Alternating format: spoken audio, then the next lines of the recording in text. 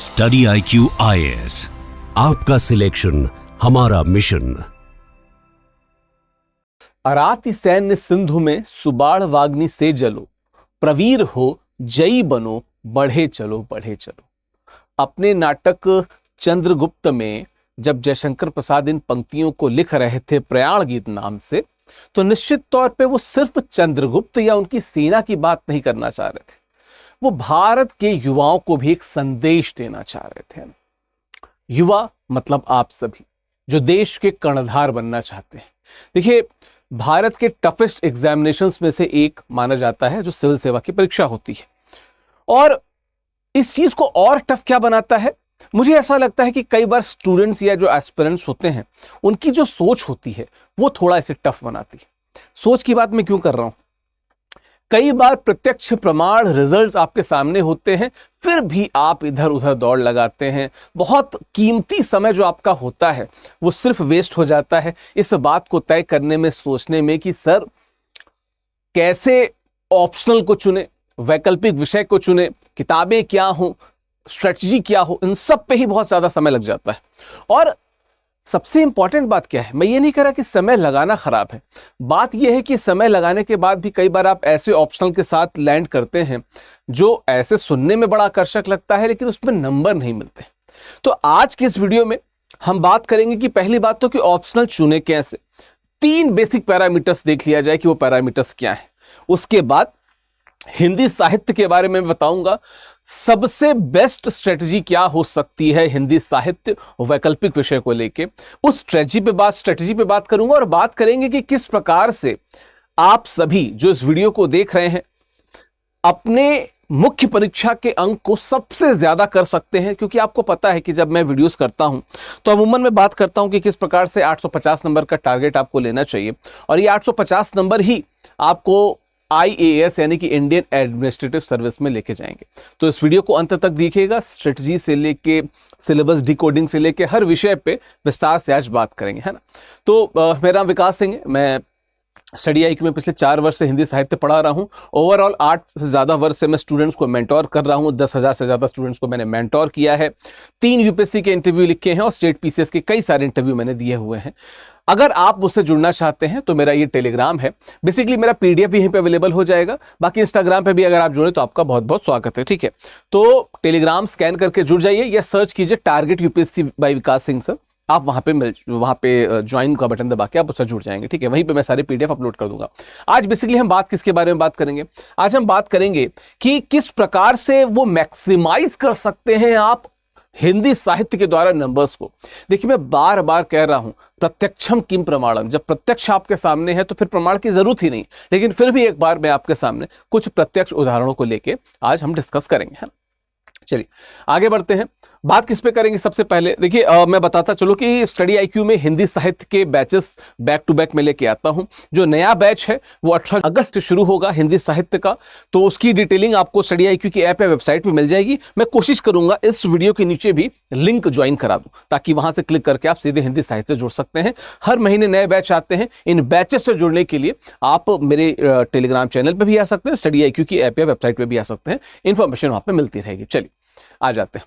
चलिए, वैकल्पिक विषय चुने कैसे, एक बड़ा प्रश्न रहता है, इंपॉर्टेंट प्रश्न रहता है और स्टूडेंट्स बहुत कंफ्यूज होते हैं। मैं 3 थंब रूल बता रहा हूं कि किस हिसाब से आप वैकल्पिक विषय को चुनेंगे। पहला, क्या वो स्कोरिंग है। देखिए, ऑन एन एवरेज वैकल्पिक विषयों में जितने नंबर मिलते हैं, ऑप्शनल सब्जेक्ट्स में जितने नंबर मिलते हैं, हिंदी साहित्य बाकी सभी ऑप्शनल से बहुत ऊपर है, ऑलमोस्ट मैथमेटिक्स के आसपास है जहां पे ठीक ठाक नंबर मिलते हैं। ऑन एन एवरेज 250-260 नंबर मिल जाते हैं अगर थोड़े भी सिंसियर हैं आप, और अगर आपने बहुत अच्छे से प्रिपरेशन की है तो आप आराम से 300 को क्रॉस कर सकते हैं। और 300 को क्रॉस करने का मतलब है कि IAS के रूप में आप अपने लिस्ट में आपको खुद को प्राप्त कर सकते हैं, ठीक है। तो हाँ, लगातार 300 अंक आ रहे हैं। आप प्रदीप द्विवेदी जी का एग्जांपल देख सकते हैं, 344 नंबर उन्हें मिले। रैंक 13 निशान जैन जो 2013 में आए थे, हम सब के आइडियल थे, उनके 300 से ज्यादा नंबर आए थे। फिर अगला क्या है, क्या उसमें आपकी रुचि या ऑन एन एवरेज स्टूडेंट्स की रुचि हो सकती है। आप सोचिए कि आपसे कोई कहे कि आपको वैकल्पिक विषय, सिविल सेवा के वैकल्पिक विषय की प्रिपरेशन करनी है और आपके सामने मूवी चलेगी, आपके सामने कहानियां चलेंगी, आपके सामने कविताएं चलेंगी, आपके सामने साहित्यिक इतिहास चलेगा। कौन सा ऐसा स्टूडेंट होगा जो कहेगा कि नहीं नहीं मुझे बोरिंग लग रहा है? बिल्कुल रुचि आएगी, इंटरेस्ट आएगा।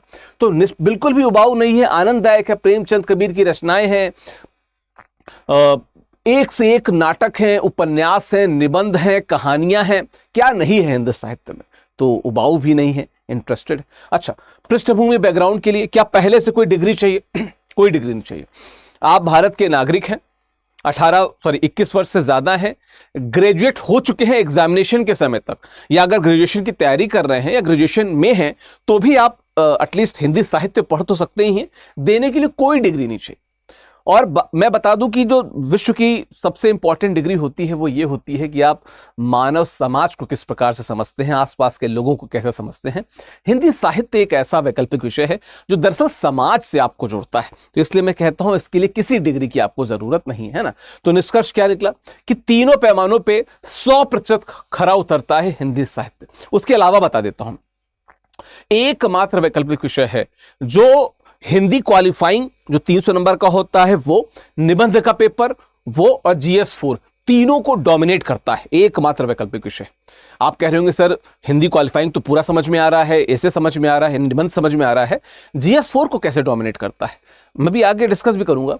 देखिए, हिंदी साहित्य पढ़ाते हुए हम अद्वैतवाद, विशिष्टाद्वैतवाद, शुद्धाद्वैतवाद, द्वैताद्वैतवाद, द्वैतवाद, फ्रॉयड, सिगमंड फ्रॉयड, इलियट, कितने सारे जो सिद्धांत हैं और सिद्धांत को देने वाले जो गुणी जन हैं उनको डिस्कस करते हैं। तो आपका ठीक ठाक स्तर पे GS4 भी आपका प्रिपेयर होता जाता है, निबंध पूरा हो जाता है। हिंदी क्वालिफाइंग तो अगर आपने इसको कर लिया तो पूरा ही हो जाएगा। प्लस आपकी आंसर राइटिंग में जो शार्पनेस आएगी, कोई और वैकल्पिक विषय वहां तक पहुंच भी नहीं सकता है ना। चलिए आगे बढ़ते। क्या चीजें हैं कुछ और जो मिथ्स वर्सेस रियलिटी की बात है, भ्रम बनाम यथार्थ पे आ जाते हैं। क्या है? पहला भ्रम है कि केवल हिंदी माध्यम या आर्ट्स बैकग्राउंड वाले जो स्टूडेंट्स होते हैं उनके लिए ही है। देखिए, मैं विज्ञान क्षेत्र का था, मैंने मास्टर्स फिजिक्स में की थी, न्यूक्लियर और पार्टिकल फिजिक्स में, और मेरा पूरा इंटरेस्ट रिसर्च की तरफ था। लेकिन I shifted towards Hindi literature.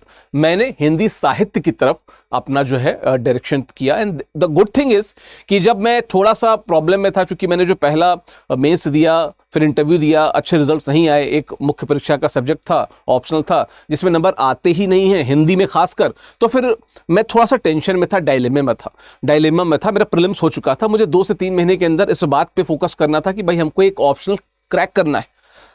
I took Hindi literature, मैंने हिंदी साहित्य लिया, और 2.5 से 3 महीने की प्रिपरेशन में मैं 256 नंबर तक पहुंच गया था। मतलब अगर इसके पहले वाले अटेम्प्ट में अगर मेरे 256 आते तो मैं IPS हो गया होता। तो कोई बैकग्राउंड नहीं, मेरा साइंस बैकग्राउंड था, मैंने अच्छे नंबर लाए, 300 क्रॉस किया, आप भी क्रॉस कर सकते हैं, ठीक है।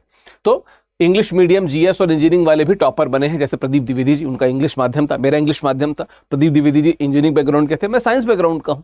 हम सब ऐसे बैकग्राउंड से रहे जहां पे हमने 300 नंबर क्रॉस किए। अगला क्या है? बहुत ज्यादा व्याकरण और रट्टा मारना पड़ता है। देखिए, बहुत ऑनेस्टी के साथ, ईमानदारी के साथ कहता हूं कि व्याकरण बिल्कुल नहीं है।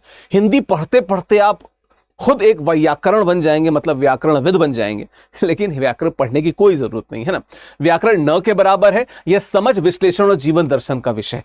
समाज को समझेंगे यार, आपको पता चलेगा कि भारत का जो ये समाज है, ये डेवलप कैसे हुआ, कैसे आगे बढ़ा, कैसे प्रोन्नत हुआ, यही समझना है, यही पढ़ना है इसमें, है ना। अगला क्या है कि पाठ्यक्रम बहुत विशाल है। समझ, जितने भी UPSC के ऑप्शनल्स हैं ना, जितने भी है ना, उसमें सिर्फ 2 हैं जिनका सिलेबस बहुत छोटा है, और इन दोनों में भी जो सबसे छोटा कॉन्क्रीट सिलेबस है वो हिंदी लिटरेचर का है। दूसरा फिलॉसफी है जिसका सिलेबस छोटा माना जाता है, लेकिन उसका सिलेबस छोटा है। उदाहरण अब बहुत सारे, ये स्टैटिक है और सिलेबस बहुत छोटा है, और कक्षा में जो मैं पढ़ाता हूं, क्लास में जो पढ़ाता हूं, कम से कम स्टडी IQ में रहते हुए 4 वर्ष और उसके पहले 2 वर्ष, 6 वर्ष में UPSC में उससे बाहर से कोई प्रश्न नहीं आया। छोटा सिलेबस, आसानी से रिवीजन, और क्या चाहिए आपको? उससे बेहतर कुछ चाहिए नहीं। तो क्या है? सबसे सीमित और स्थिर सिलेबस है। 3 से 4 महीने में 100% तैयारी संभव है। देखिए, मैं थोड़ा सा ज्यादा समय लेता हूं, मैं लगभग 6 से 7 महीने का समय इसलिए लेता हूं, कारण यह है कि मैं इस बात पे विश्वास करता हूं कि एक बार करिए, मजबूत करिए, उसके बाद आपको दोबारा पढ़ने की जरूरत ना पड़े। तो कुछ भ्रम बनाम यथार्थ की बात थी जिस पे मैंने बात की। अब आगे बढ़ते हैं, इसके आगे डिस्कशन करते हैं। चलिए, अब जो सबसे इंपॉर्टेंट बात, क्या हिंदी साहित्य आज भी स्कोरिंग है? ये तो कुछ वो उदाहरण है जिनको मैंने भी काफी फॉलो किया, लेकिन ये उदाहरण 2013 से लेके 2022-23 तक के हैं, जहां पे आप प्रदीप द्विवेदी जी की बात कर लें, निशान जैन सर की बात कर लें, आप सुनील धलवंता जी की बात कर लें। ये सभी वो लोग हैं जिनका हिंदी साहित्य वैकल्पिक विषय था और उन्होंने 300 नंबर आराम से क्रॉस किए। ठीक है, तो विगत 5 वर्षों का अगर आंकड़ा निकाले तो हिंदी माध्यम सर्वाधिक चयन जो है हिंदी माध्यम में हिंदी साहित्य से ही हुआ है। हिंदी माध्यम में अगर 100 लड़के हैं तो मैक्सिमम लड़के हिंदी साहित्य लेते हैं, चूंकि सबसे तार्किक चॉइस भी हिंदी साहित्य ही है, सबसे तार्किक लॉजिकल चॉइस भी हिंदी साहित्य है। उदाहरण आपके सामने है, देख लीजिए। ऑन एन एवरेज आप नंबर अगर देखेंगे तो ऑन एन एवरेज लगभग ऑलमोस्ट 65 से 60% के आसपास नंबर भी आ रहे हैं और स्टूडेंट भी उनको ही लेते हैं। तो क्यों? देखिए, मैं इसको सीधी सी बात कहता हूं कि भगवान ने मनुष्यों को जो सबसे इंपॉर्टेंट चीज दी है वो है हमारी बुद्धि, हमारे बोलने की क्षमता। और इस बुद्धि और बोलने की क्षमता के आधार पे जो सबसे इंपॉर्टेंट क्वालिटी आती है वो है तार्किकता। तार्किकता आपके सामने है, जब डेटा आपके सामने है, प्रूफ आपके सामने है, तो घबराना क्यों है, डबल माइंडेड क्यों होना है ना। चल आगे बढ़ते हैं।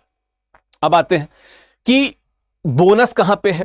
बोनस तो इसमें जो लिखा है, निबंध का पेपर जो है वो प्रॉपर इससे हो जाता है। सामान्य अध्ययन में भी देखिए, GS1 इतिहास व समाज, जब आप सोसाइटी को पढ़ते हैं, हिंदी साहित्य से बेहतर समाज कौन बता देगा आपको। बाकायदा एक टॉपिक है लिटरेचर का जो आर्ट एंड कल्चर में है। अगर आप हिंदी साहित्य के स्टूडेंट हैं तो आपसे बेहतर उत्तर कोई ब्रह्मांड में नहीं लिख सकता। ठीक है, उसके बाद GS2 में जब हम राजभाषा अनुच्छेद की बात करते हैं, हम सोशल जस्टिस की यानी कि सामाजिक न्याय की बात करते हैं, आपका पूरा होता है। GS4 में कबीर तुलसी और उनकी नैतिकता से जुड़ी बातें, मैंने सिद्धांतों की बात की थी, वो सब आपका पूरा होता है।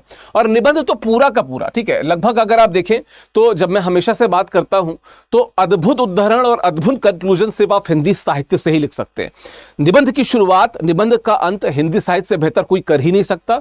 और मेन बॉडी के लिए there are so many stories, be it Kabir की बात कर लें, तुलसीदास की बात कर लें, हम बात कर लें प्रेमचंद की बात कर लें, कितनी ही कहानियां और कितने ही कथाकार आपके सामने उपस्थित होंगे कि आप निबंध बहुत अच्छा कर सकेंगे। और जो बोनस है इसमें, बोनस है वो क्या है? वो है जो हिंदी क्वालिफाइंग का पेपर होता है। बोनस क्या है? जो हिंदी क्वालिफाइंग का पेपर होता है ये बोनस है। 300 नंबर आपको आराम से मिल जाएंगे, क्योंकि अगर आप इसको क्वालिफाई नहीं करेंगे तो फिर जो हिंदी और इंग्लिश क्वालिफाइंग होता है तो आपकी मेंस की कॉपी चेक भी नहीं होगी। तो ये बोनस है।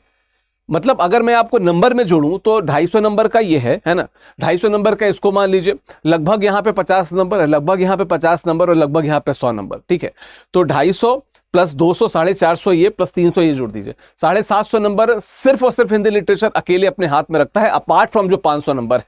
ठीक है, तो अगर आप सबको जोड़ लें तो 1100 के आसपास नंबर क्रॉस हो जाता है इन टोटलिटी, मतलब क्वालिफाइंग और जो GS के पेपर्स होते हैं उनको जोड़ के।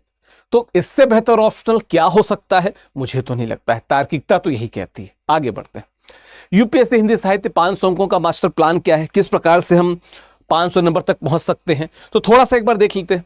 देखिए, 500 नंबर का हिंदी साहित्य का पेपर है। 2 पेपर होते हैं। पेपर 1 जहां पे हिंदी भाषा, देवनागरी लिपि का इतिहास और हिंदी साहित्य का इतिहास पढ़ते हैं। पेपर 2 जहां पे मूल रचनाएं पढ़ते हैं, यानी कि पद्य और गद्य दोनों पार्ट में पढ़ते हैं। जो पेपर 1 है उसके भी 2 भाग हैं। जो खंड क है वहां पे हिंदी भाषा और देवनागरी लिपि का इतिहास है।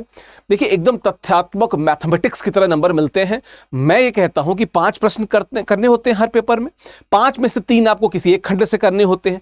अगर 5 में से 3 आपने इस खंड से कर दिया, यानी कि 150 नंबर आपने इस खंड से कर दिए और आपने मेरी नोट से अगर पढ़ाई की हुई है ना, या चलिए अगर आप किसी और से भी नोट से पढ़ रहे हैं और ईमानदारी से पढ़ रहे हैं, तो अब 150 में से अगर आपने 125 नंबर हिट कर लिया वहां पे ना, 125 आपने वहां पे हिट किया, मान के चलता हूं कि 100 नंबर में से लगभग अराउंड 40-50 के आसपास यहां पहुंच जाएंगे। 125 वहां पे, 50 यहां पे, 175 यहीं पे हो गया। यहां पे अगर आप 150 पे भी आ गए तो 325 टोटल पे पहुंच जाएंगे। ये क्या बताता है कि इससे बेहतर प्लान्ड ऑप्शनल हो ही नहीं सकता, है ना।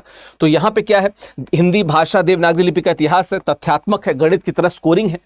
जो खंड ख है इसी का, वो हिंदी साहित्य का इतिहास है, जहां पे हिंदी पद्य और हिंदी गद्य दोनों के इतिहास की बात करते हैं। जहां पे आदिकाल, भक्तिकाल, रीतिकाल, आधुनिक काल, उपन्यास का इतिहास, कहानी का इतिहास, है ना, सब चीज के, आलोचना का इतिहास, सबको पढ़ते हैं। और पढ़ते पढ़ते हम समाज को जानते हैं, भारत के विकास क्रम को समझते हैं, समाज को समझते हुए लोगों को समझते हैं। ये काम आपके ये जो इतिहास पढ़ रहे हैं, समाज को पढ़ रहे हैं, ये जब आप अधिकारी बनेंगे तो भी आपके काम आएगा। प्रश्न पत्र जो 2 है उसमें जो खंड क जहाँ पद्य है वहाँ पे 12 महान जो कवि हैं उनकी कविताओं को पढ़ते हैं, जो खंड ख है वहाँ पे उपन्यास, नाटक, कहानियों, निबंधों को पढ़ते हैं। क्या इससे बेहतर कुछ हो सकता है? नहीं हो सकता है। इससे बेहतर क्या हो जाएगा जो आपको समस्त नंबर दिला रहा है? तो क्या है कि जब आप पेपर 1 पढ़ते हैं तभी पेपर 2 आधा अपने आप तैयार हो जाता है। क्यों? क्योंकि ये जो पद्य और गद्य का इतिहास है इसके साथ साथ आप इनको और इनको भी तो पढ़ते जाते हैं। मैं तो इसके साथ ही पढ़ाता चलता हूं ताकि अलग अलग ना पढ़ना चाहिए, एक ही चीज है उसी को डिटेल में पढ़ते जाएंगे। तो ये दोनों पेपर एक साथ ही पूरे हो जाते हैं, ये दोनों पेपर एक साथ ही कवर हो जाते हैं। तो क्या होता है, बस आपको आंख मूंद के दोहराते रहना होता है, बाकी सारा काम मैं खुद से कर दूंगा, है ना। तो ये हिंदी साहित्य के साथ सबसे खास बात है। चलिए आगे बढ़ जाते हैं। अब पेपर 1 को देख लेते हैं जो भाषा विज्ञान और साहित्य का इतिहास है ना। क्या है कि खंड का स्कोरिंग मशीन क्यों है, अपभ्रंश, अवहट, अवधि, ब्रज भाषा और देवनागरी लिपि का मानकीकरण की बात आती है ना। 100 पेजों के नोट से 150 अंकों का पेपर कवर होता है। मैंने तो जो नोट्स बनाए हैं, जिस प्रकार से आप इस प्रेजेंटेशन को देख रहे हैं, बिल्कुल ऐसे ही नोट्स बनाए, मतलब वो सिर्फ एक कहानी कथा की तरह आपको पलटते जाना है। इनफैक्ट ये फैक्चुअल पार्ट को भी मैंने एक बहुत ही इंटरेस्टिंग स्टोरी के तौर पे डिजाइन किया है। मैं कोशिश करूंगा कि जब टेलीग्राम पे इसे अपलोड करूं तो सैंपल नोट्स भी अपलोड कर दूं। इनफैक्ट मेरे टेलीग्राम में पहले भी अपलोडेड होंगे, तो वहां पे भी जाके आप देख सकते हैं कि कहानी की तरह मैंने जो खंड क है उसको कवर किया हुआ है ना। खंड ख की बात करें तो आप आदिकाल, भक्तिकाल, रीतिकाल, आधुनिक काल को जब आप पढ़ते हैं तो आप जैसे आदिकाल की पढ़ रहे हैं तो आप खुसरो को पढ़, खुसरो दरिया प्रेम का उल्टी वाक्य धार, जो उतरा सो डूब गया, जो डूबा सो पार। आप सिद्ध साहित्य को पढ़ते हैं, नाथ साहित्य को पढ़ते हैं, आप हेमचंद को पढ़ते हैं, है ना।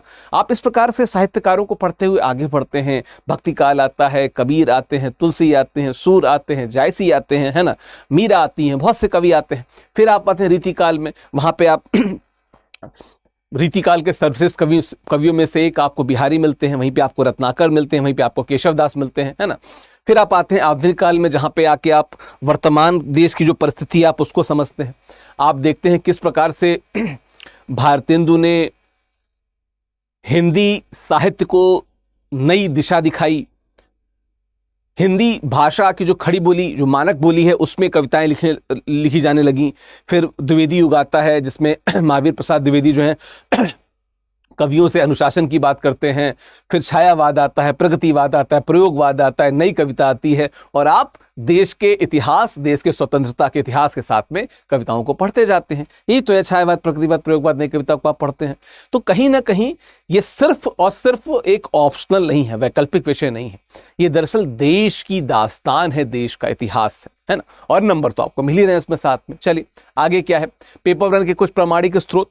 तो अब जैसे कुछ किताबें हैं, देखो, एक तो मेरी नोट्स है, उसके अलावा क्या स्रोत हो सकते हैं। हरदेव बाहरी की किताब आप लिख सकते हैं, जो हिंदी भाषा वगैरह के इतिहास पे बात होती है। वासुदेव नंदन प्रसाद की किताब ले सकते हैं, व्याकरण रचना वगैरह और आधुनिक हिंदी के बारे में बताया गया है। पर देखिए, बहुत ईमानदारी से कहूं तो इन किताबों को रख जरूर लीजिएगा, मेरी नोट से बाहर कुछ आएगा नहीं, वो अपने आप में संपूर्ण है ना। बहुत मेहनत के साथ मेरे पिछले 12 से 15 वर्षों की मेहनत है वो नोट्स, तो उससे बाहर कुछ आएगा नहीं। दूसरा, साहित्य के इतिहास में तो इग्नू की जो सामग्री है, ठीक है, विश्वनाथ त्रिपाठी जो है हिंदी साहित्य का सरल इतिहास, आप उसको देख सकते हैं। ये किताब मैं आपको इसका समरी भी प्रोवाइड करा दूंगा, मेरी नोट्स में सब अवेलेबल है, बट फिर भी। और आचार्य हजारी प्रसाद द्विवेदी और नावर सिंह द्वारा उन्होंने जो आधुनिक प्रवृत्ति के लिए किताब लिखी हुई है, आप उसको देख सकते हैं, समझ सकते हैं। निश्चित तौर पे ये आपके मार्क्स को थोड़ा सा और बेहतर कराने में अपना योगदान देंगे। ठीक है, आगे बढ़ते हैं। पेपर 1 में वैल्यू एडिशन क्या कर सकते हैं। देखिए, सामान्य उत्तर 230 से 40, सामान्य, अगर आप बहुत एवरेज स्टूडेंट तो भी आप 230 से 40 तक पहुंच सकते हैं, पर मेरा इशारा इधर की तरफ है। आपको टॉपर बनना है, कम से कम 280 तो क्रॉस करना है। बाकी थोड़े भी सिंसियर होंगे, मेहनत करेंगे तो आप 300 भी क्रॉस कर सकते हैं, 330 भी क्रॉस कर सकते हैं। ठीक है, अब देखिए, हरदेव बाहरी की किताब से नए उदाहरण खोजिए। मैंने अपनी नोट्स में ऑल्टरनेट रूप से कई उदाहरण जोड़े हुए हैं, आप उन उदाहरणों को पढ़िए और देखिए। 1-2 कोचिंग के नोट्स बहुत ज़्यादा वायरल हैं, बहुत ज़्यादा PDF उनके बटते हैं, उनसे कोई गिला शिकवा नहीं, पर बात क्या है कि सभी उसको पढ़ के दे रहे हैं। आपके पास कुछ नया क्या है, नई नोट्स क्या है, उसके लिए जो मेरी नोट्स हैं आप उनको मेरे टेलीग्राम पे भी देख सकते हैं, किसी स्टूडेंट ने पढ़ा आप उनसे ले सकते हैं। ऑलरेडी बहुत ज़्यादा उसमें इनोवेशन मैंने किया हुआ है, बहुत से नए उदाहरण दिए हुए हैं, वो अपने आप में संपूर्ण है। एडिशनली आप हरदेव बहारी या कुछ आचार्य शुक्ल वगैरह की जो नई किताबें हैं, या सॉरी अनुदित किताबें हैं, कुछ उन किताबों पे काम कर सकते हैं, या नामवर सिंह जी से लेके, है ना, विश्वनाथ प्रसाद त्रिपाठी जैसे लेके बहुत सारे साहित्यकारों की जो किताबें हैं आप उनको फॉलो कर सकते हैं, ठीक है। और तुलनात्मक अध्ययन हमेशा कीजिए कि साहित्य किस प्रकार से आगे बढ़ा। एक जिसे कहते हैं कि कालक्रम बनाते चलिए, क्लास में तो मैं कराता हूं, प्रैक्टिस के लिए भी आप उसको करते चलिए। बात करते हैं पेपर 2 के लिए। अब देखिए पेपर 2 में जो 12 महान कवि हैं उनकी रचनाएं हैं। अब जैसे कबीरदास की कबीर ग्रंथावली, सूरदास, तुलसीदास, जायसी, बिहारी, जयशंकर प्रसाद, निराला, दिनकर, अज्ञे, इनफैक्ट इसमें यहाँ पे मैत्री शरण गुप्त जी भी हैं, है ना, गुप्त जी भी हैं। निराला की राम की शक्ति पूजा को क्या कहते हैं, कुकुरमुत्ता है, उधर चिंता और श्रद्धा सर्ग है।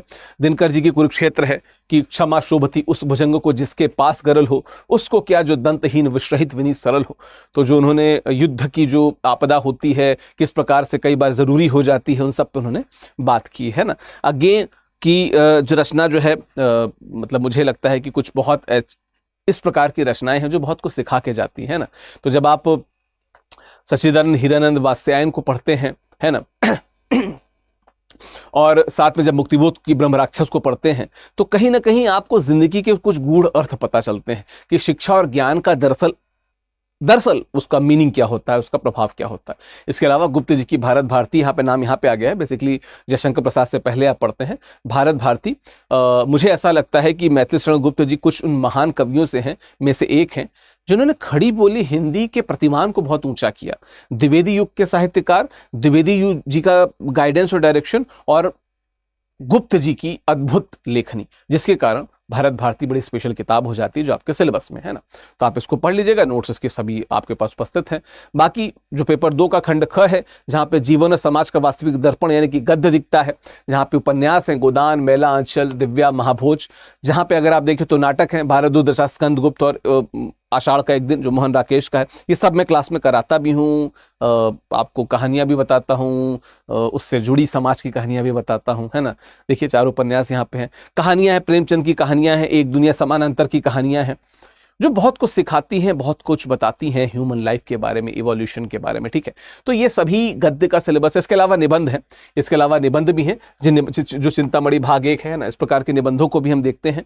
निबंध दरअसल बताते हैं कि जो हमारी लेखन कला है, लेखन कला के आयाम क्या होने चाहिए। फ्लो की बात करते हैं, है ना, मटेरियल की बात करते हैं, कंटेंट की बात करते हैं। निबंध हमें एक ही बार में सब कुछ सिखा जाते हैं, है ना। तो निबंध का पार्ट है इसमें। आगे बढ़ते हैं। अब पेपर 2, अब आलोचनात्मक दृष्टिकोण की बात करें, जो एक क्रिटिक की बात होती है तो क्या होती है। देखिए मूल रचनाएं क्या क्या हैं, तो सभी मूल किताबें खरीदी, सामान्य पाठक की तरह आनंद के लिए पढ़ी। जैसे कहते हैं सिनेमा को हम देखते हैं, मैंने शुरुआत में बताया था, भाव मजबूत होता है। मैं आपको कुछ वीडियोस भी शेयर करूंगा, आप उन वीडियोस को भी देखिएगा। मैं कई बार गोदान पढ़ाते पढ़ाते भावुक हो जाता हूं, मेलाचर पढ़ाते पढ़ाते हंसने भी लगता हूं, नाराज भी हो जाता हूं, है ना। जब महाभोज पढ़ता हूं तो एक एंगर आ जाता है कि क्या हो रहा है समाज में। और वहीं पे जब मैं दिव्या को पढ़ता हूं तो मैं पहुंच जाता हूं उस समय की किस समय से नारी की स्थिति ये रही है ना। तो इस प्रकार की चीजों को जब आप वीडियो के फॉर्म में देखते हैं तो थोड़ा सा भाव विवल भी होते हैं, भावों से जुड़ते भी, है ना। आलोचना की बात की जाए, गोल्डन रूल क्या है कि हर रचनाकार पे बहुत किताबें पढ़ने से बचिए। कबीर पे हजारी प्रसाद द्विवेदी, सूरदास व बिहारी के लिए बलराम तिवारी, निराला पे डॉक्टर रामविलास शर्मा या दूधनाथ सिंह, और गद्य और उपन्यास की बात की जाए तो जो गोपाल राय की समीक्षाएं हैं, या अगर आप इन वन नोट सब चाहते हैं तो आप मेरी नोट्स को फॉलो कर सकते हैं जो आपको सिलेबस के जो कोर्स के साथ में मिलती हैं। उसमें मैंने इन सभी आलोचनाओं को समराइज वे में सबको बता दिया है, तो आपको सिर्फ उनको एक लाइन पढ़ के आप 10 चीजें लिख सकते हैं। इस प्रकार से मैंने उसको गुम्फित किया है, आप वहां पे उसको देख सकते हैं। तो ये एक नटशेल में मैंने आपको बताया कि आप फॉलो क्या कर सकते हैं। अगर आप नोट्स मेरी लेते हैं तो इन सब की जरूरत भी नहीं, पर हाँ अच्छी किताबें रखने से आपका कोई नुकसान नहीं होगा, है ना, फायदा ही आपका वहां पे होता जाएगा। चलिए अब वैल्यू एडिशन, स्टिकी नोट्स मैं करता था, आपके लिए बता रहा हूं। जो माइक्रो नोट्स होते हैं, जैसे विश्वनाथ त्रिपाठी के अंदर ही आप स्टिकी नोट्स लगा लिए, या इवन गद्य में जैसे आप गोदान पढ़ रहे हैं, गोदान में आप लोग किसी पैराग्राफ में आपको लगे कुछ स्पेशल बात है, कुछ ऐसी चीजें जो अंडरलाइंड हैं और बहुत बेहतर हैं, समझानी जरूरी है, इनको हम अपने उत्तरों में प्रयोग कर सकते हैं, प्लीज कर लीजिए वहां पे, है ना। तो आलोचकों के कथन को आप वहां पे हर कवि के लिए एक पन्ने पे विभिन्न आलोचकों जैसे शुक्ल जी नामवर के कोटेशन बना ले और उसी में जोड़ते जाएं। हम सब जोड़ते थे, मैं तो बहुत ज्यादा इस्तेमाल करता था स्टिकी नोट्स, आप इसका प्रयोग कीजिए, अलग से नोट्स बनाने की जरूरत नहीं पड़ती, किताब में ही सब कुछ उपलब्ध हो जाता है ना।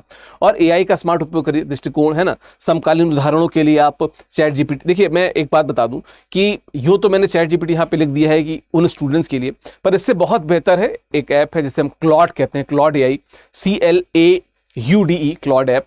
उससे बेहतर एजुकेशनल पर्पज से कोई ऐप नहीं, आप उसका प्रयोग कीजिए। उदाहरण के लिए इसमें चैट जीपीटी आ गया, पर आप क्लॉड का इस्तेमाल कीजिए। बट फिर भी मैं कहूंगा कि जब नोट्स ही आपके पास इतनी अच्छी उपलब्ध है तो एआई के पास जाना क्यों है। बट फिर भी अगर जाना हो तो यूज क्लॉड, उसके अलावा कोई एआई इस्तेमाल ना कीजिए, फ्री वर्जन इस्तेमाल कर सकते हैं, ठीक है। अब आते हैं उत्तर लेखन का विज्ञान क्या होता है। देखिए जब भी हम एनाटॉमी की बात करते हैं फॉर अ परफेक्ट आंसर, तो किन किन चीजों का ध्यान देते हैं, थोड़ा उसकी बात करते हैं। जैसे रचना में क्या कहा गया है, संदेश क्या है, उसका क्या स्पेशल वर्जन आप निकाल सकते हैं, विशेष के रूप में किन बातों को अंडरलाइन कर सकते हैं, वो यहां पे लिखिए। सामाजिक, राजनीतिक, मनोवैज्ञानिक यथार्थ क्या है, जिसे कहते हैं ना कि जब आपने पूरा भाव में डूब के पढ़ा होगा, समझा होगा, तो भाव में डूब के इसका उत्तर भी आप लिख सकेंगे, ठीक है। सप्रसंग व्याख्या कीजिए, व्याख्या वाले प्रश्नों में जो प्रसंग हैं उन पे बात कीजिए, व्याख्या की बात कीजिए, है ना, विशेष की बात कीजिए, है ना, या शिल्प पक्ष की बात करते हैं, भाव पक्ष की बात करते हैं, सब मेंशन कीजिए। प्रासंगिकता लिखिए कि वर्तमान समय में वो कविता क्यों इंपॉर्टेंट है, वो टेक्स्ट क्यों इंपॉर्टेंट है, प्रासंगिकता भी लिखी जानी जरूरी है ना। तो शिल्प पक्ष की कैसे कही गई है, भाषा, अलंकार, छंद, है ना, ये सबको वहां पे आप लिखिए। प्रतीक क्या है, शब्द शक्ति क्या है ना, इन सब को लिखेंगे तो उत्तर आपका बहुत अच्छा हो जाएगा। क्लासेस में तो मैं हर टॉपिक के साथ ही इसको डिस्कस करता जाता हूं, PYQs कराता जाता हूं। अगर आप क्लास नहीं कर रहे हैं तो कोशिश करूंगा कि कुछ सैंपल क्लासेस भी अपलोड करा दूं ताकि आप उसको देख सकें वहां पे, है ना। चलिए आगे बढ़ते हैं। अब वर्तनी, देखिए मैं फिर से बता दूं कि वर्तनी आपकी शुद्ध होनी चाहिए। मैं इस बात से कभी डिनाई नहीं करूंगा कि आपकी वर्तनी यानी कि स्पेलिंग सही होनी चाहिए, लेकिन फिर वही बात कि डरना नहीं है ना, सुधारिए उसको। मेरी कक्षाएं किस लिए हैं, हम सब किस लिए हैं, वर्तनी को सुधारने के लिए। लोग ड, ढ़, ढ, ढ़, छोटी, बड़ी, छोटाऊ, बड़ाऊ, अनुस्वार, में, है, इन सब पे बहुत गलतियां करते हैं। क्लास दर क्लास मैं आपको सुधारता जाऊंगा, बस आपको प्रैक्टिस करते जाना है वहां पे। तो हिंदी जैसे लिखी जानी है वैसी पकड़ने का प्रयास करें। यदि वाल्मीकि गलत लिखा, जो लिखा है, अब जैसे एक शब्द होता है जिसको हम कहते हैं महत्व, लोग ऐसे लिखते हैं, लोग ऐसे महत्व लिखते हैं जो कि गलत है, इसमें आधा तो और आता है। अक्सर मैं देखता हूं मैं लिख के ऐसे लिख, मैं जब भी आएगा अनुस्वार के साथ में आएगा, है की गलती, है ना। अब लोग शहर लिखते हैं शहर को, है ना, उज्ज्वल लिखते हैं जबकि आधा जो और उसमें आएगा। वाल्मीकि, वाल्मीकि नहीं है, वाल्मीकि है, तो छोटा ही क में छोटा ही आती है। तो इस प्रकार की चीजों पे मैं काम भी कराता हूं। और अगर आप इसको सिर्फ अपने ज्ञान के लिए देख रहे हो तो आप खुद से भी प्रैक्टिस करते चाहिए। अच्छे उपन्यासों को पढ़ेंगे ना तो आपके शब्द अच्छे होंगे आप, क्योंकि अच्छे उपन्यासों में अच्छी एडिटिंग हो रखी है। अच्छी एडिटिंग के कारण शब्द विन्यास उसमें बिल्कुल सही है, फ्लो भी पता चलता है, वर्तनी भी पता चलती है ना। तो केवल 200 से 250 सामान्य शब्द हैं जिनमें गलती होती है, सुधारने के लिए आप लगातार प्रैक्टिस करते रहिए। क्लास में आंसर राइटिंग कराता हूं, क्लास में इवोल्यूशन कराता हूं, आपको बताता चलूंगा ये गलतियां हैं, ये अच्छी बातें, इस उत्तर से, इस बच्चे की कॉपी से आप ये सीख सकते हैं, सब बताता जाता हूं, उसको देखते जाइएगा, ठीक है। दैनिक अभ्यास 3 घंटे का क्या करना है। देखिए डेली आंसर राइटिंग के लिए क्या कि शुरुआत में प्रतिदिन 2 प्रश्न लिखने का प्रयास कीजिए जब आपके पास समय है। मॉडल उत्तर से अपनी तुलना करती जाइए, कैसे और बेहतर कर सकते हैं उसको, है ना। सप्ताह के अंत में थोड़ा सा परीक्षण कीजिए। हर शनिवार को जो आपने जो पढ़े गए टॉपिक्स हैं उस पर फुल लेंथ टेस्ट करने का प्रयास कीजिए। आपको प्रश्न चाहिए, मैं आपको बहुत सारे प्रश्न दे दूंगा। प्रश्नों के सैंपल आंसर चाहिए, वो भी मैं आपको प्रोवाइड करा दूंगा, लेकिन आप प्रैक्टिस करें। आपका और हमारा एक ही उद्देश्य है कि आपकी रैंक आए, उसके लिए मैं हमेशा आपके सामने उपस्थित रहूंगा, है ना। 3 घंटे का मॉक टेस्ट दीजिए। देखिए ज्ञान एक चीज होती है, प्रेशर में उसको आंसर करना एक चीज होती है। तो प्रेशर में मॉक टेस्ट दीजिए, 3 घंटे के अंदर 250 नंबर के प्रश्नों को सॉल्व करने का प्रयास कीजिए और ये लगातार अपनी हैबिट में डाल लीजिए, प्रैक्टिस में डाल लीजिए। यही आपको सफलता दिलाएगा, यही आपको अल्टीमेटली आगे बढ़ाने का प्रयास करेगा। ध्यान रखिएगा कि मानसिकता और माध्यम के बारे में कुछ चीजें होती है, माइंडसेट के बारे में कुछ चीजें हैं जो आपको बतानी है। जैसे देखिए कवि या शायर नहीं बनना है, PhD नहीं करनी है ना, आपको हर लाइन पे दोहे और श्लोक नहीं लिखने, है ना। जहां जरूरी है वहां लिखिए, जहां पे आपको लगता है कि ऑर्नामेंटल वैल्यूज हो सकते हैं, अलंकार के रूप में जुड़ सकते हैं, वहां पे लिख दीजिए, है ना। तो आपका प्राथमिक लक्ष्य यूपीएससी परीक्षा पास करना है, 300 नंबर क्रॉस करना है, आईएएस बनना है, ठीक है, इंडियन एडमिनिस्ट्रेटिव सर्विस में जाना है, ठीक है, इंडियन शायरी सर्विसेज में नहीं जाना है ना। अगला क्या है कि माध्यम का संकोच छोड़ दीजिए, हिंदी आपकी भाषा है, आपसे बेहतर खुद को हिंदी में कोई रिप्रेजेंट नहीं कर सकता, प्लीज उसका प्रयोग कीजिए वहां पे, है ना। सबसे शुद्ध, सबसे बेहतरीन ढंग से आप अभिव्यक्त करने का प्रयास कीजिए, स्वयं पे विश्वास कीजिए, स्वयं पे कॉन्फिडेंट बनिए रहिए, ठीक है। पिछले कुछ वर्षों में हिंदी साहित्य से जो माध्यम से सर्वाधिक चयन हुए हैं, इस बात से खुद को मोटिवेट कीजिए कि आप भी वहां पे अपना चयन ले सकते हैं, आप भी वहां पे सेलेक्ट हो सकते हैं, nobody else can be there, कोई और नहीं हो सकता वहां पे, सिर्फ आप हो सकते हैं। ये जो वीडियो देख रहे हैं हिंदी साहित्य से जुड़ने के लिए, है ना, प्लीज इस बात को ध्यान रखिएगा, वो कर सकते हैं तो आप भी कर सकते हैं, ठीक है। अच्छा, एक और बात मैं हमेशा कहता हूं कि अगर हिंदी साहित्य के साथ अगर प्लान बी के लिए जाएं तो बहुत सारे हैं, आप यूजीसी नेट की प्रिपरेशन कर सकते हैं, ऑलमोस्ट 35 से लेके मतलब मुझे ऐसा लगता है कि ऑलमोस्ट 40 से 45% सिलेबस सेम है, और 40 लगभग 30% का सिलेबस थोड़ा मिक्स एंड मैच है, थोड़ा ऊपर नीचे है, तो लगभग 70% का सिलेबस आपका इससे कवर हो जाता है ना। मीडिया जर्नलिज्म में आप आंसर लिखना, कोटेशन लिखना, सॉरी आर्टिकल्स लिखना, है ना, राइटिंग करना, शेडो राइटिंग करना आप इसे सीख सकते हैं। राजपत्रित अधिकारी के रूप में मेरे खुद के हिंदी साहित्य के बैच से बहुत से स्टूडेंट जो हैं वो राजपत्रित अधिकारी बने, जो लेखनी में बहुत अच्छे थे, राजभाषा विभाग से लेकर अन्य विभागों मंत्रालयों में उन्होंने ज्वाइनिंग की। कंटेंट ऑफ पब्लिशिंग में आप जा सकते हैं, बहुत सारे आपके फायदे हैं, आजकल तो इसका दौर चला है, एआई के साथ आप अपनी स्किल को कहां तक पहुंचा सकते हैं आपको भी नहीं पता, the sky is the limit. तो अपार्ट फ्रॉम यूपीएससी, हिंदी साहित्य के साथ खास बात क्या है कि वो आपको मल्टीपल ऑप्शन और भी देता है। ऐसा नहीं आप ऑप्शन, आप यूपीएससी की प्रिपरेशन करते रहिए, पर you have multiple options too, जहां से आप सीधे मनी अर्न कर सकते हैं, अपनी कदमों पे खड़े हो सकते हैं। तो बहुत से ऑप्शन है जिसको आप प्रयास कीजिए अच्छा करने का, ठीक है। आगे बढ़े तो फिर 120 दिन का मास्टर रोड मैप है, शुरुआत कीजिए, है ना, थोड़ा सा रुचि और लय विकसित कीजिए, गोदान पढ़िए, मैलांचल पढ़िए, है ना, भाषा खंड और इतिहास में जाइए, जो तकनीकी स्कोरिंग वाले पार्ट हैं उसको खत्म करने का प्रयास कीजिए, समझने का प्रयास कीजिए किस प्रकार से ये डेवलप हुई, है ना, कविताएं, आलोचनाओं पे काम कीजिए, कबीर, तुलसी, निराला, इन सब पे काम कीजिए, इन सब पे फोकस कीजिए, भाव पे काम कीजिए, शिल्प पे काम कीजिए, और फिर उसके बाद पीवाईक्यू लगाइए, आंसर राइटिंग कीजिए, और with in the time answer को पूरा करने का प्रयास कीजिए। यही आपको यहाँ पे अल्टीमेटली सफलता दिलाएगा। तो क्या है कि विजय पथ पे पहला कदम क्या है कि साहित्य वैकल्पिक विषय से जुड़िए, हिंदी साहित्य से जुड़िए, मैक्सिमम नंबर दिलाएगा। आपको पता है कि यूपीएससी चाहे हिंदी साहित्य हो, कोई भी साहित्य हो, किसी भी भाषा का साहित्य हो, बहुत नंबर देता है, तो जुड़ जाइए उससे, अच्छे नंबर मिलेंगे तो आईएएस बनेंगे, है ना। तो साहित्य एक ऐसा घर है जहां हम आत्म साक्षात्कार करते हैं, ठीक है। तो निश्चित तौर पे आपका खुद से, आपके समाज से साक्षात्कार होगा अगर आप हिंदी साहित्य से जुड़ते हैं। बस आपको इतना बताता चलूं कि हिंदी साहित्य का जो नया बैच है जो शुरू हो रहा है आदिकाल से, यानी कि जो पद्य साहित्य है उसका जो आदिकाल है, शुरुआती काल है, वहां से शुरू हो रहा है, और शुरू हो रहा है 18 अगस्त से। वैसे हर महीने हिंदी साहित्य का बैच आता है, पर ये जो बैच है ये 18 अगस्त से शुरू हो रहा है। और अगर आप इस बैच से जुड़ना चाहते हैं तो जैसा मैंने शुरुआत में कहा, मैं डिस्क्रिप्शन बॉक्स में लिंक दे दूंगा, वहां से जुड़ सकते हैं। अच्छा, मेरा कोड है विकास लाइव, इसका इस्तेमाल करेंगे तो आपको मैक्सिमम डिस्काउंट मिलेगा हिंदी साहित्य के इस बैच में।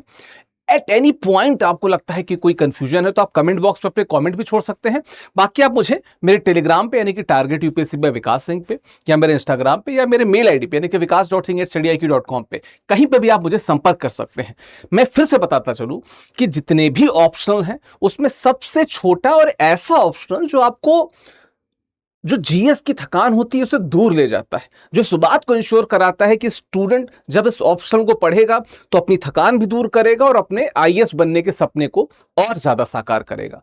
कोई कंफ्यूजन है आप मुझे मेरी मेल आईडी पे, मेरे टेलीग्राम पे, मेरे इंस्टाग्राम पे, कहीं पे भी मैसेज कर सकते हैं। मैं हमेशा अपने स्टूडेंट के साथ खड़ा हूं। आपकी कोई भी क्वेरी हो, कोई भी डाउट हो, आप मुझे जरूर मैसेज करें। तो चलिए मिलते हैं आपसे फिर नेक्स्ट वीडियो में। तब तक के लिए अगर आपको जुड़ना हो तो आप मुझे जरूर सूचित कीजिएगा। बाकी अपना ध्यान रखिए। All the very best. आपका जो लक्ष्य है उस लक्ष्य से भटकना नहीं है। शुक्रिया। स्टडी IQ IAS, आपका सिलेक्शन हमारा मिशन।